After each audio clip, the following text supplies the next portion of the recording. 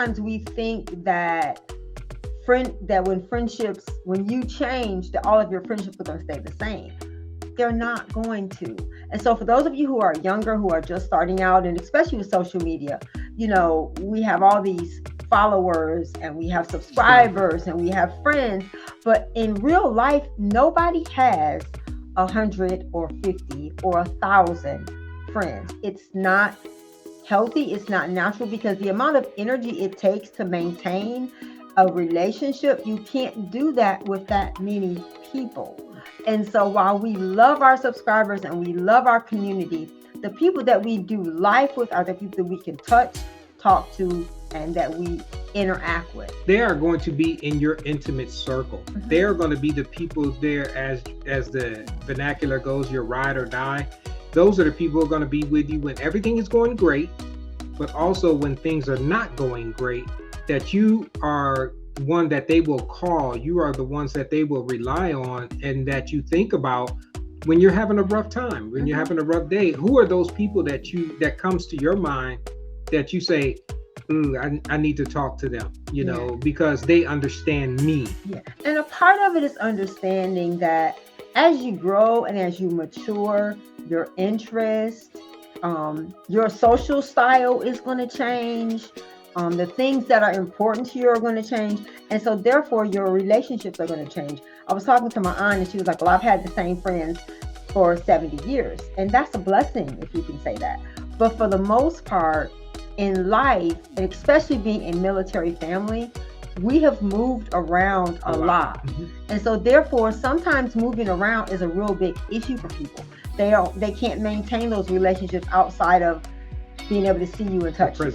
And so there's things that you have to understand, that just because a relationship ends or dissolves, it doesn't mean that person was bad or negative or toxic. And so the reason why we call this toxic friends, because the first person you want to make sure that's not toxic is you. Mm-hmm. And sometimes the way that we can be toxic is not knowing what we want and need in relationships. You should be honest enough with yourself, and the things that you expect other people to do with and for you, you should be doing those things yourself.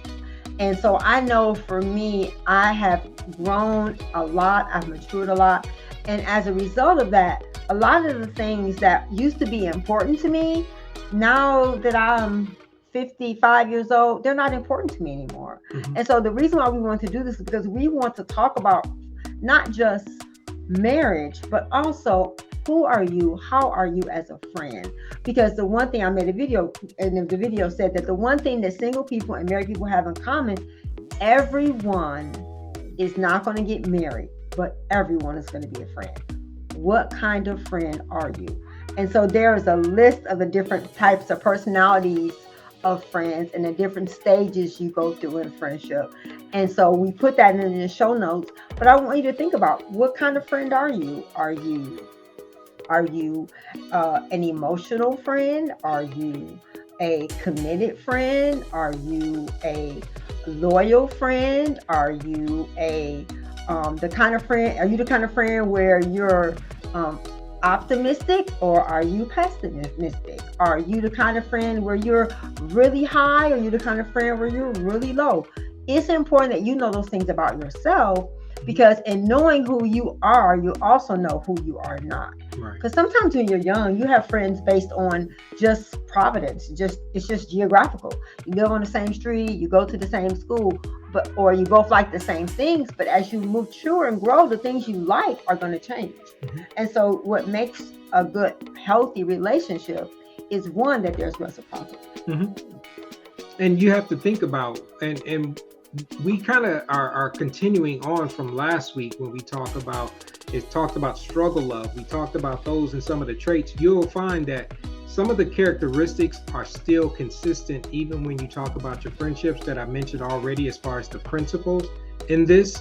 So how do you know if you are in, or if you are a toxic friend? We always look at self-assessment. Right. We always talk about, how do I know if I am a toxic friend? And because it's always easy to look outward and say that person is not good for me, or that person is a toxic person. Well, are you using the same gauge for yourself? Right. are you using the same measuring stick that you are using on that person to say that they're toxic for you? Maybe are you toxic for them? Yes. One thing that you have to look at is look at some of the indicators of what toxicity looks like. For example, if you find that you have always in a cycle of drama, are you always in a cycle of drama? It's always something going on that is not positive. Right. If you are in a friendship with someone that there's always, whether it's you directly or some drama that is being they're affiliated with it. They're affiliated with or associated with the drama, and they're just coming to you to vent. They just seem like they're always in conflict. Well, if they're in conflict with you, you may want to look at yourself and say, well, am I a source or a reason, or am I contributing to this toxicity? You know, conflicts are going to happen. That is a normal part of being in any relationship. But unresolved conflicts are the ones that will create and cause toxicity in your relationship. When we say unresolved, if it keeps coming back up over and over, but it looks a little bit different or it sounds a little bit different, but the root of that thing is still the same, that may be an indicator that there's some toxicity there in the relationship. And I think a part of it is understanding that life is a cycle, and so is grief. And I think that sometimes we talk about depression and we separate depression from the cycle of grief. And a part of grief is depression. And so I understand that people in life are going to have good days and bad days and highs and lows. But if you have people in your life that is always something negative, it's never a time of encouragement, or it's never a positive, that could be a problem. Because I called my girlfriend Jackie. I said, Jackie, am I like a negative Nancy? She was like, well, what's your definition of negative? I said, girl, you know what I mean. Am I always complaining? Am I always, because there's a difference between having an opinion about something and being negative. I have an opinion about everything, but it doesn't mean that your opinion has to be negative. And so she said, okay, yeah. She said, no, you're not negative. You're not a negative person. You know, I said, but I do know I have an opinion. And so a part of it is that if there's things that you're thinking about yourself that are unhealthy for the people who are close to you, you should ask them. Because one of the things I love about Gil, and even in that situation, he's watched me in unhealthy relationships for years. And because of the kind of man and because of the kind of friend he is to me, he realized that was something that I was going to have to figure out. One of the things, I was watching Andy Stanley last night, and he said something. The one thing that we do wrong in relationships is we try to put demands or expectations on other people. You cannot have an expectation for reconciliation. I know that sounds crazy. What do you mean? You can have an expectation for forgiveness because that's just you. So I can decide to forgive, but I can't decide that we're going to reconcile, because I can't have an expectation of what another adult. One of the things he said, and I said that was so profound. Anytime you have a requirement or an expectation for another adult, it is not going to go well.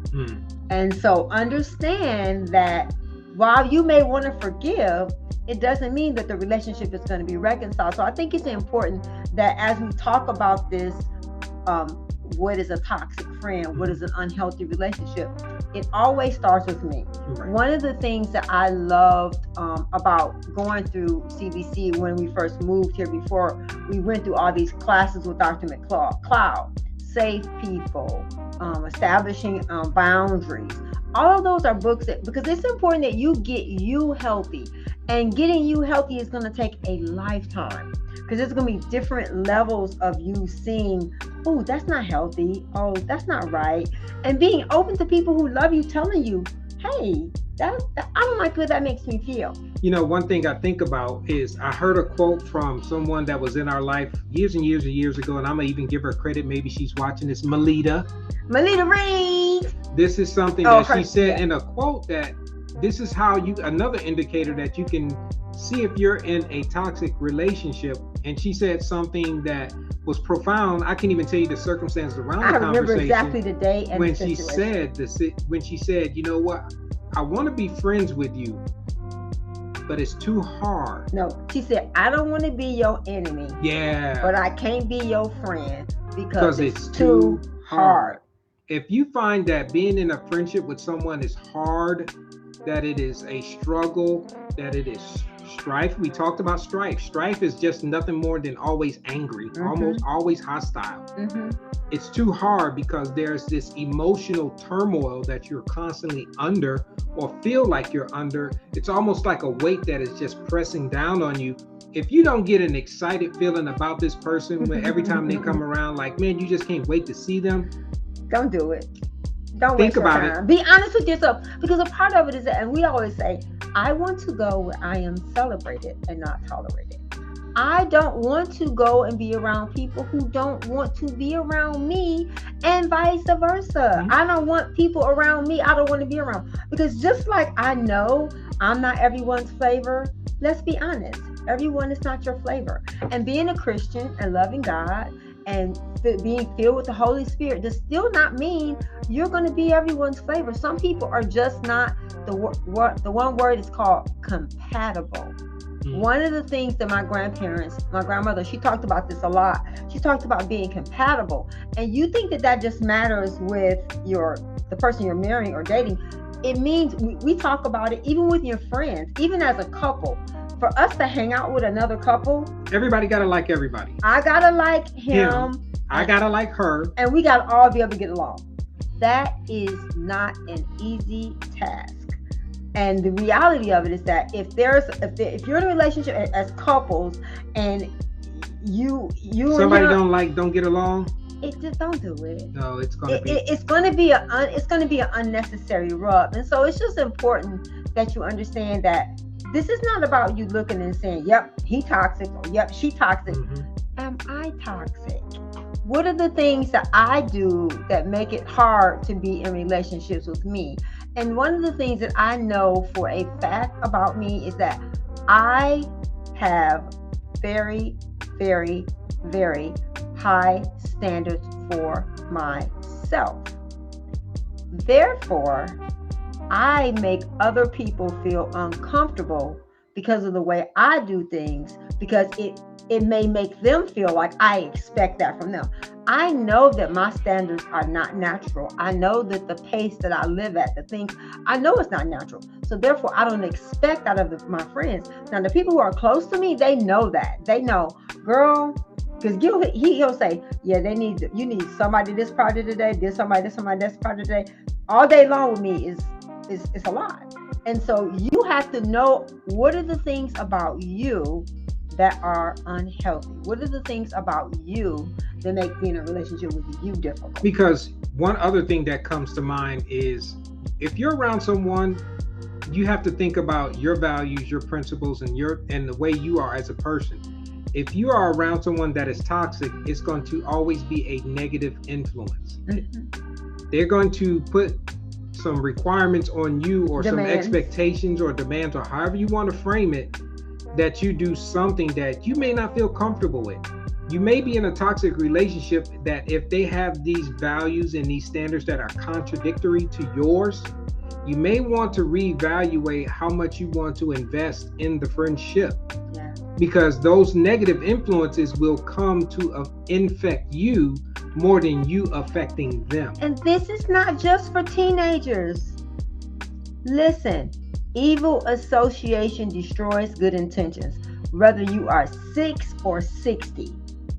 There